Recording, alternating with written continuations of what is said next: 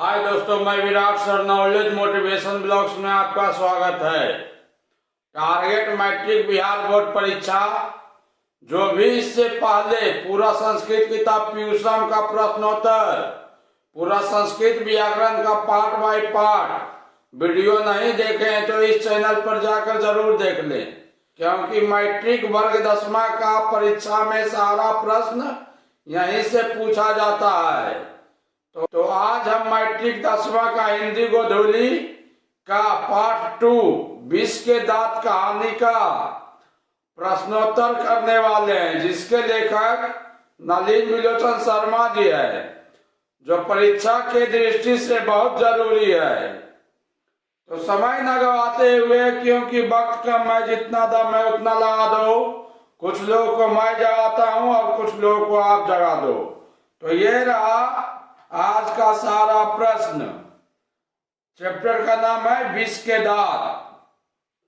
तो प्रश्न 1 नंबर है, विष के दांत हमारी पाठ्य पुस्तक की कौन सी विधा है? तो कहानी है। अगला क्वेश्चन हो जाएगा, विष के दांत पाठ के लेखक का नाम क्या है? तो नलिन विलोचन शर्मा जी है। अगला क्वेश्चन है, विष के दांत पाठ के लेखक नलिन विलोचन शर्मा जी का जन्म कब हुआ? तो 18 फरवरी 1916 ईस्वी में। अगला क्वेश्चन हो जाएगा, विष के दांत नलिन विलोचन शर्मा जी लेखक का जन्म कहाँ हुआ था? तो पटना बदरघाट में। अगला क्वेश्चन हो जाएगा, नलिन विलोचन शर्मा जी का मृत्यु कब हुआ? तो 12 सितंबर 1961 ईस्वी को। तीसरा नंबर क्वेश्चन है, विष के दांत के लेखक नलिन विलोचन शर्मा जी के पिता का नाम क्या था? तो पंडित रामावतार शर्मा। अगला क्वेश्चन हो जाएगा इसी का, विष के दांत पाठ के लेखक नलिन विलोचन शर्मा जी के माता का नाम क्या था? तो रत्नावली शर्मा।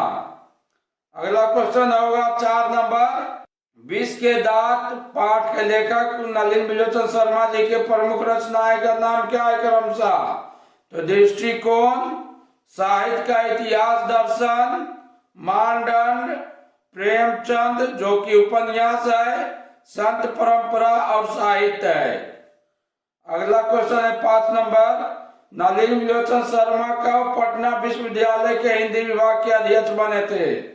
तो 1959 ईस्वी में। अगला क्वेश्चन हो जाएगा, गिरधर लाल का बेटा कौन था? तो मदन था। गिरधर लाल का बेटा कौन था? तो मदन था। 7 नंबर क्वेश्चन है, खोखा उर्फ कासू। खोखा किस कहानी का पात्र है? तो विष के दांत। 8 नंबर प्रश्न है, सेन साहब की कितनी पुत्रियां यानी बेटी और पुत्र यानी बेटा था?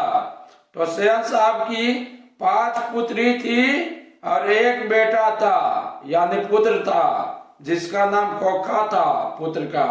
अगला, सेन साहब की बेटियां की नाम क्या थी क्रमशः? तो सीमा, रजनी, आलो, शेफाली और आरती।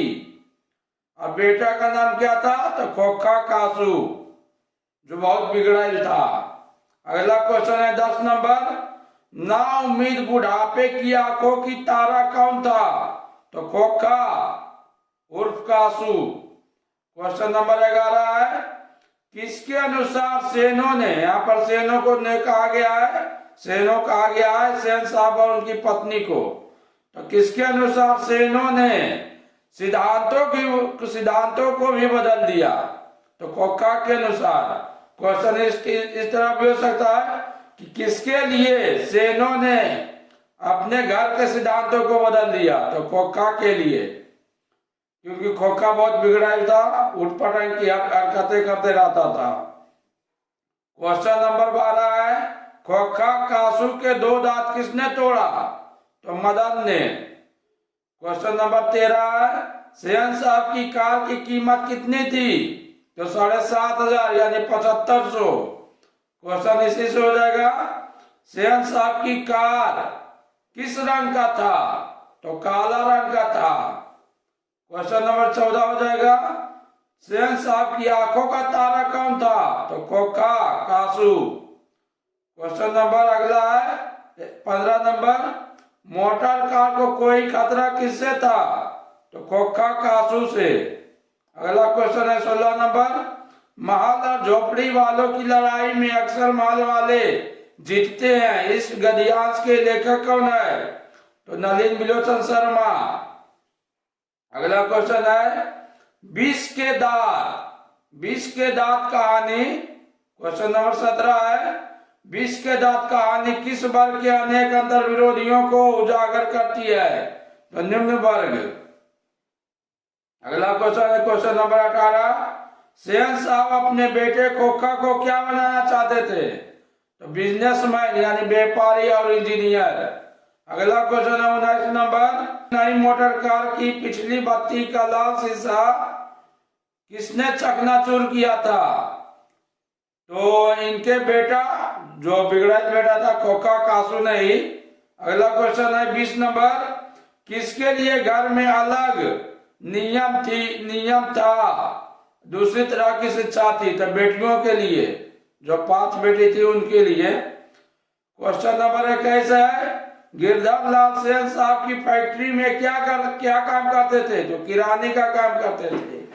अगला क्वेश्चन है 22 नंबर, क्वेश्चन नंबर 22 है, हिंदी कविता विष के दांत में परपदवाद के प्रवर्तक कौन है? तो नलिन बिलोचन शर्मा।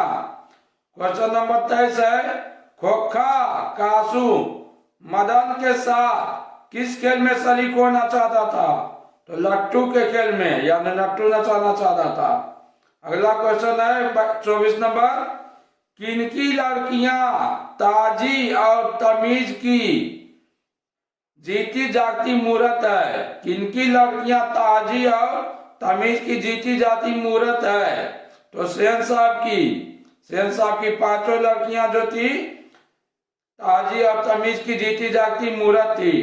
अगला क्वेश्चन है 25 नंबर, विष के दांत कहानी किसको उजागर करती है? तो मध्यम वर्ग के अंतर विरोधों को। प्रश्न संख्या 26 है, इस कहानी का प्रमुख पात्र कौन है?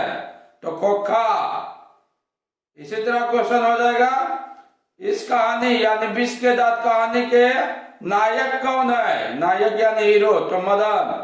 अगला क्वेश्चन हो जाएगा, कासू और मदन की लड़ाई के संबंध में लेखक क्या कहते हैं? तो बगुले के पिल्ले और गली के कुत्ते की लड़ाई। क्वेश्चन नंबर 27 है, कासू और मदन की लड़ाई के संबंध में लेखक नलिन बिलोचन शर्मा क्या कहते हैं? तो कहते हैं बगुले की पिल्ले और गली के कुत्ते की लड़ाई। क्वेश्चन 28 नंबर, खोखा के दांत तोड़ने के बाद गिरधर लाल मदन को क्या करता है? तो लपक कर मदन के हाथों में उठा लेता है। खोखा के दांत तोड़ने के बाद गिरधर लाल मदन को क्या करता है? तो लपक कर मदन को हाथों में उठा लेता है। अगला क्वेश्चन है 29 नंबर, सेन साहब के दूर के रिश्तेदार कौन थे? तो अकबरन बीस। सेन साहब के दूर के रिश्तेदार अकबरन बीस थे। 30 नंबर क्वेश्चन है, नलिन बिलोचन शर्मा की स्कूल की पढ़ाई कहाँ हुई थी? पटना कॉलेजिएट स्कूल में। लेखक नलिन बिलोचन शर्मा की स्कूल की पढ़ाई कहाँ हुई थी? तो पटना कॉलेजिएट स्कूल में। क्वेश्चन नंबर 31 है, नलिन बिलोचन शर्मा प्रधानाध्यापक कहाँ रह चुके थे? तो पटना विश्वविद्यालय में, रांची विश्वविद्यालय में, हरप्रसाद दास जैन कॉलेज जो कि आरा में पड़ता है, यहाँ रह चुके हैं प्रधानाध्यापक। क्वेश्चन नंबर 32 है, काली चमकती हुई स्टीमर इंड नई मोटर कार किसकी थी? तो सेन साहब की। अगला क्वेश्चन है 33 नंबर, मदन के लिए क्या खाना मामूली बात था? तो मार खाना। शोफर शब्द का अर्थ क्या होता है? क्वेश्चन नंबर 34, शोफर शब्द का अर्थ क्या होता है? तो ड्राइवर। क्वेश्चन नंबर 35 है, खोखा खोखी किस भाषा का शब्द है? तो बांग्ला भाषा का। क्वेश्चन नंबर 36 है, सीमा रजनी आलो से पाली और आरती पांचों किसकी बहन थी? तो खोखा कासू की। और पूछेगा क्वेश्चन, सीमा, रजनी, आलो, शेफाली और आरती पांचों किनकी बेटी थी? तो क्या हो जाएगा? सेन साहब की। सीमा, रजनी, आलो, शेफाली, आरती ये पांचों किनकी बेटी थी या पुत्री थी? तो सेन साहब की। क्वेश्चन नंबर 37 है, झोपड़ी और माल की लड़ाई में अक्सर कौन जीतता है? तो माल वाले। और हारता है कौन? तो झोपड़ी वाले। क्वेश्चन नंबर 38 है, 20 के दांत में कहानी में मोटर कार किसकी थी? तो सेन साहब की।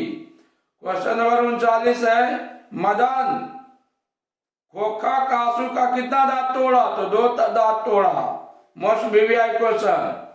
40 नंबर क्वेश्चन है, किसने कहा ऐसे ही बच्चे आगे चलकर चोर, डाकू और गुंडे बनते हैं? तो सेन साहब की धर्मपत्नी ने। सेन साहब की धर्मपत्नी ने कहा कि ऐसे ही बच्चे आगे चलकर चोर, डाकू और गुंडे ही बनते हैं। किसके बारे में कहा? तो मदन के बारे में कहा। घर के सभी मामलों में कौन अपवाद था? क्वेश्चन नंबर 41 है, घर के सभी मामलों में कौन अपवाद था? तो कासू उर्फ खोखा। तो वेल दोस्तों, मिलते हैं अगले वीडियो में अगले पार्ट के साथ। दोस्तों, जब तक परीक्षा खत्म ना हो जाए तब तक पढ़ाई करते रहो, क्योंकि ये दुनिया मेहनत नहीं रिजल्ट देखती है। एक बात और दोस्तों, हमेशा हर हाल में रिवीजन करते रहिए, चाहे टॉपिक इजी हो या हार्ड हो, क्योंकि कहा गया है जैसा रिवीजन होता है वैसा डिवीजन आता है। ओके बाय दोस्तों।